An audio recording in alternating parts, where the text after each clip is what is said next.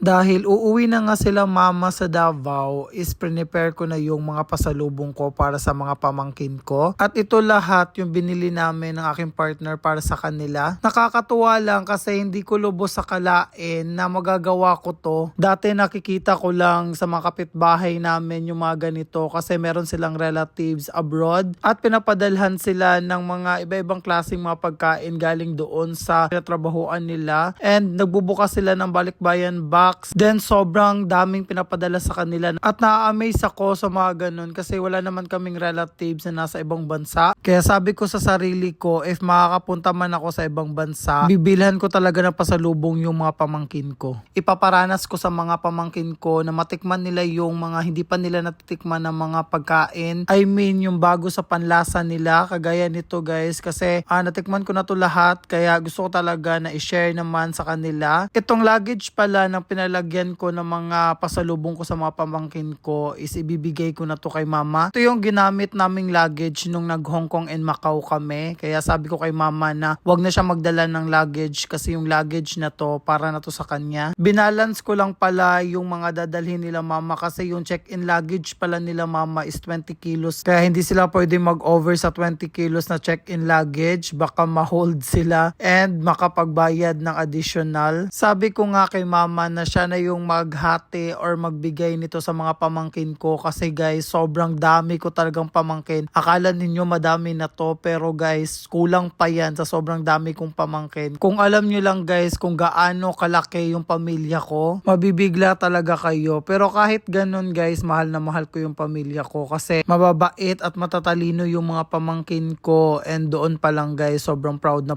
ako talaga sa kanilang lahat. At yun na nga guys, sinatid na namin sila mama sa airport. Ito yung time na sobrang nakakalungkot at nakakaiyak talaga kasi mamimiss ko talaga sila ng sobra-sobra. Grabe yung iyak ni mama dito na sinabihan niya yung kapatid ko na bumalik daw sila at isasabay na daw nila ako pa uwi. Sabi kasi ni mama na namimiss pala talaga niya ako sa sobrang haba ng panahon na hindi nila ako nakasama kaya sobra talaga yung pangungulila ni mama. Kaya sabi ko din naman sa kanya na wag na siyang umiyak kasi magkikita pa rin kami. At nahatid na nga namin sila mama and pagpasok ko na sasakyan, dito ko naramdaman yung lungkot talaga na sobrang ayaw ko talaga sanang maramdaman pero nararamdaman ko talaga siya at that moment. Pero kailangan ko talaga siyang i-conquer kasi hindi pwede na ma-homesick ako. Sobrang dami ko pang goals na gustong gawin in life kaya kailangan kong magpakatatag at sobrang thankful talaga ako sa partner ko kasi kapag alam niya talaga na sad ako, alam niya talaga kung paano ako pasasayahin. Ganito lang kasimple, kapag malungkot ako, nililibre niya ako sa paborito naming fast food. And kapag nakakain na kami, okay na lahat. Then back to normal na. Then laban na naman ulit. Ganun lang naman yung buhay guys. Kailangan talaga natin na magsakripisyo. Then kailangan natin maramdaman lahat ng mga emosyon para maging matatag tayo in the future. And guys, dito ko na lang i-end aking video. Kung hindi pa kayo nakapag-follow sa akin, please follow me. At kung nagustuhan nyo to, pwede kayo mag-like and mag-share and mag-comment na rin. And thank you so much for watching guys. Bye!